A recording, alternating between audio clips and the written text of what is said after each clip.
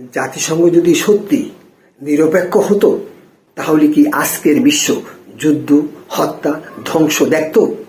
বর্তমান জাতিসংঘের সাধারণ পরিষদ বা নিরাপত্তা পরিষদের বিচার প্রক্রিয়া অনেক সময় রাজনৈতিক প্রভাবে পক্ষপাতদুষ্ট হয়ে পড়ে। ফলে বিশ্বজোড়া সংঘাত নিয়ন্ত্রণ করা কঠিন হয়ে যায়। কিন্তু এর সমাধান কি? যদি এই দুটি ব্যবস্থার বদলে জাতিসংঘ একটি নিরপেক্ষ সমঝোতা বোর্ড গঠন করত, এমন এক বোর্ড যেখানে কোনো পরাশক্তির ভেটো বা পক্ষপাতিত্ব থাকতো না, তাহলে হয়তো আমরা আজ যুদ্ধ, রক্তপাত কিংবা ধ্বংসলীলা দেখতাম না। আপনার কি মনে হয় এমন একটা নিরপেক্ষ সমঝোতা বোর্ড গঠন করা সম্ভব? কমেন্টে জানান আর ভিডিওটি শেয়ার করুন।